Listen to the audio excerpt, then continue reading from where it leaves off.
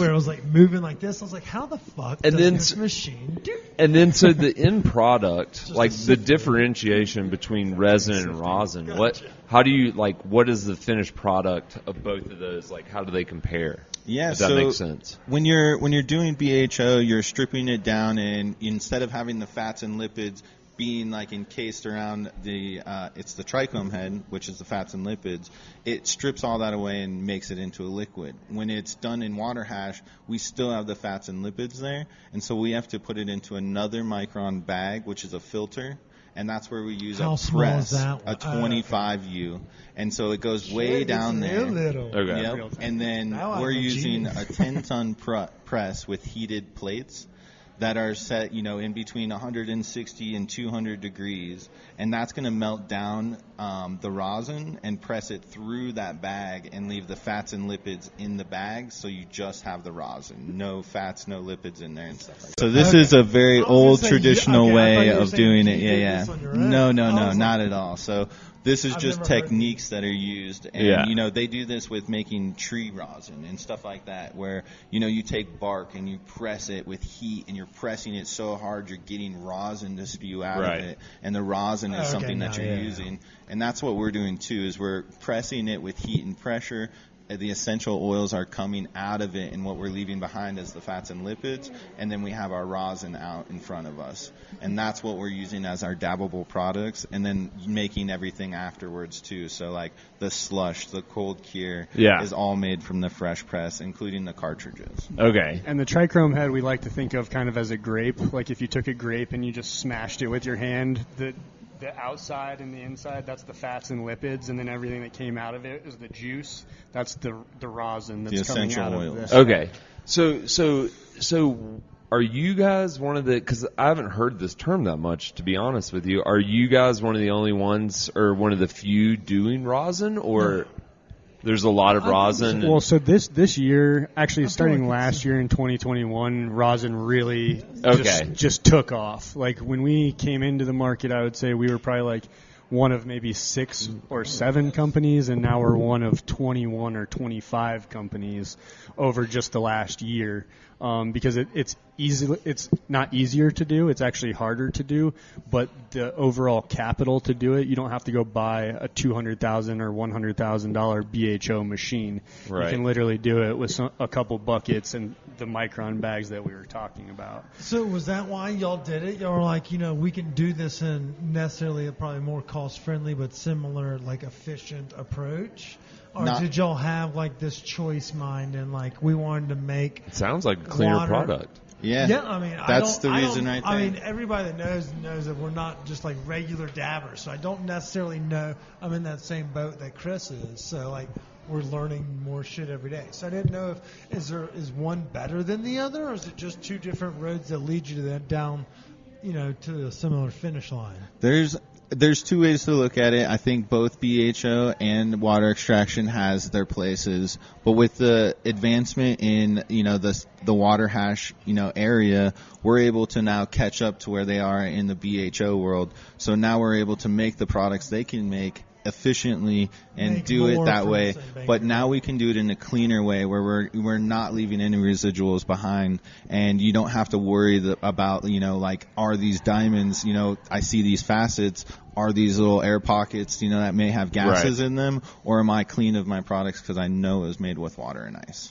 And so the purist would like water hash more, but ultimately it comes down to a consumer thing? Yeah, consumer thing. So question on that. What do you guys think of recently because I just realized this the other day when I went and picked up some weed and some dab stuff.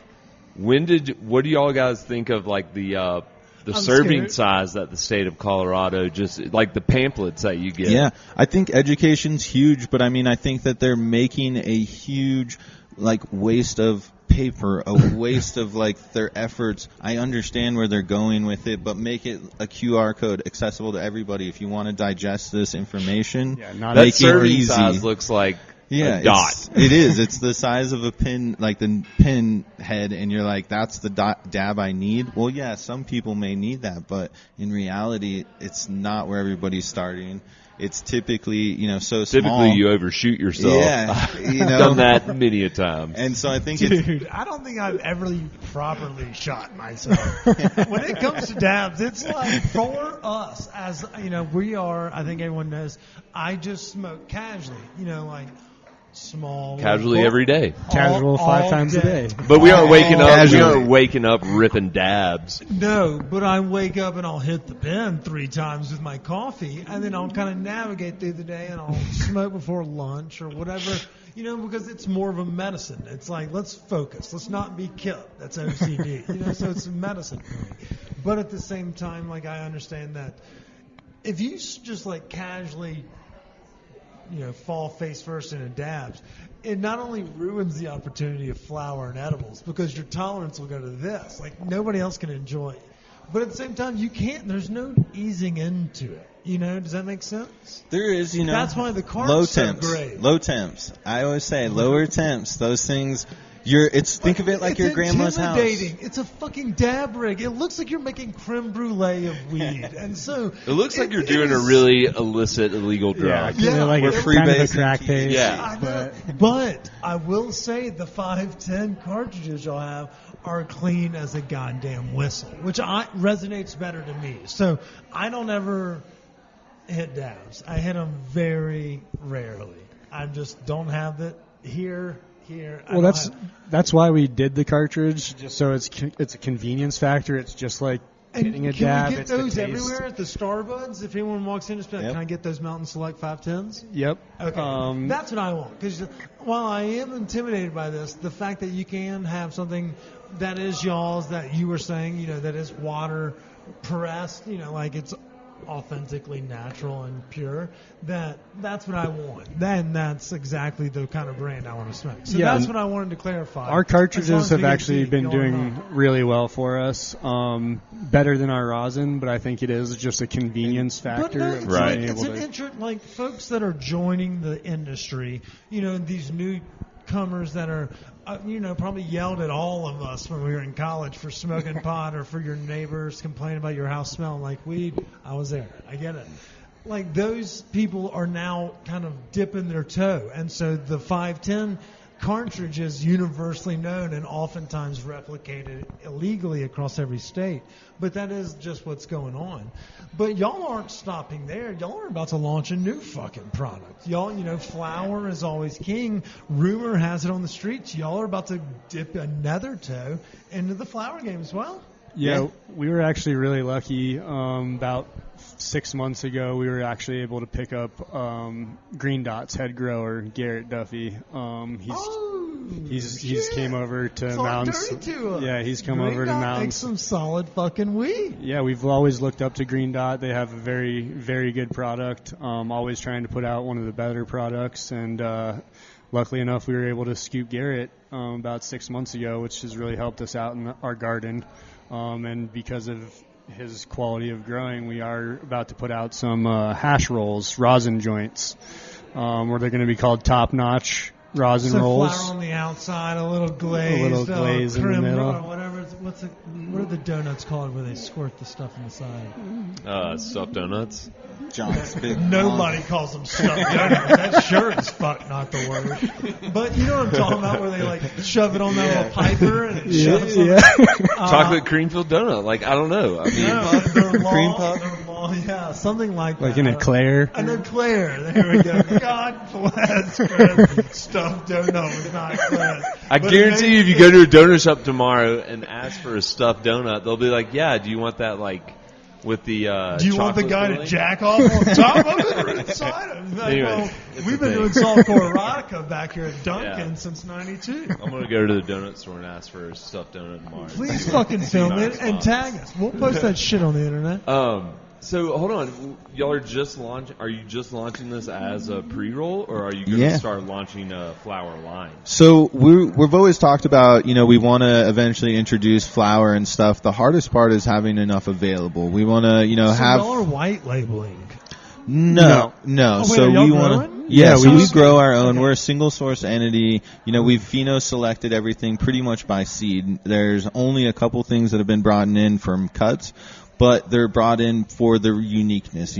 We have like an original White Widow, and some of these other strains like a Chem Dog and a Lemon Alien. These are older strains that we want to bring in. It's not that everybody's running them, so it's a good thing to have in your library. To be fair, it's kind of like, and we were joking about it earlier with the mullets and the Alan Jackson jeans. It's like denim never goes out of style, baby. And to be honest, if you do something like a very, intimate White Widow where it's not mass-produced, pre-packaged, someone doesn't see it for 6 weeks after it's been burnt, things like that kind of ruin the vibe on those purist and flavors, because everyone came out here looking for Golden Goat. Everyone came for the White Widow. Sour D, you need to see it. The sour diesel, you have to be competitive. Like you can't shortchange yourself in that, otherwise you'll be dismissed quickly. It's too But in those instances, it's like having that intimate knowledge or that smaller grow operation will in turn make something flourish like that. So I applaud the grow. I thought y'all would definitely have to outsource flower if y'all are fucking trying to press it. That's how it started. So we started outsourcing with people, but it was very select gardens for the quality of what they just could bring. End. Yeah, and now that we're producing it ourselves, having the small batch is our number one thing. But we're looking for full plant expression. We don't want to force something when it's not there. We're making hash right now, and we're dialing in. We're dialing in what we're doing, and that means that we're making plants that are for hash, but that also means they're going to be good for flower. That's just going to come with time, and as it comes, we want to offer flower to everybody. We're just not in a facility that can do that. So our small batch is going to be very small and exclusive, offered to a couple different people. Y'all go on the GDL route. Yeah. And also, real quick, I don't think I've caught this, but when did you guys launch? Like, when did Mountain Select get the business? During the worst possible time, March 2020. Shout out to us when we lost our sponsors. Yeah, March 2020 really was the month we got our license, and that was the month everything shut down. You couldn't go to dispensaries. We were shitting a brick. We spent everything. Shut the fuck up. Y'all are literally essential. Well, that's just y'all were deemed essential the week of an pandemic. Before that, that's just poor planning. Like, why would you choose March 2020, idiots? I can't believe y'all do that in the middle of a Mississippi State basketball national championship run. Should we? All right, we've talked a lot about weed. Should we get into some of our funner questions? Yeah, we have. We've talked and I think everybody got the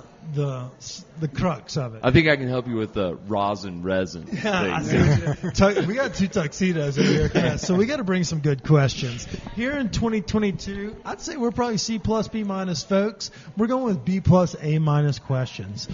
These questions are brought to you by our friends over at Cali's Cannabis. They have killer rewards programs, and they have deals every single day of the week. So no matter what, if you're looking for a fantastic wax, like we've been talking about for the last 30 to 45. Rosin. Whatever. We'll talk about that in a second. Tomato. Yeah, let me get through this ad read. Sorry. God damn it. Scratch this, Skip. I got to write this down. Okay, so speaking of which, we've been talking about rosin. You can get the same great kind of products all across the city, but we love our friends over at Cali's because they have those killer rewards and they have deals of the day. We love it. They have Flower Fridays, they've got Munchie Mondays, and we have a stack full of dollar joint cards. So if you're subscribed to the podcast, shoot us a screenshot of it. I will mail you free joint cards. That and everything in a bag of potato chips, all available at 3 Cali's locations.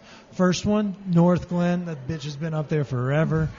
Second one, Rhino, 31st and Larimer. It's right next to our friends over at Rise Society, right across the street from Right Cream. You can get a good sandwich, a good pre-roll, a good cartridge, and a pint of ice cream. Smack, smell. And then the third location's over there at 8th and Kenosha Court. So shout out to our friends over at Cali's Cannabis. All right, gentlemen, we've talked business. Let's talk personal. Do you want to go first, Chris, or you want me to go first? You pop the first question. All right, guys. So y'all are from the mountains, but y'all live here now. Let's say you can't say Breckenridge. What's y'all's favorite mountain to ski? You have to count all the tourists, traffic, things of that nature. Copper Mountain, hands down, is my favorite. Why? Best snow. There's, the terrain is really good there. Okay. It's one of the places where you don't have to traverse all day long to get to chairlifts to make runs. You can do just vertical.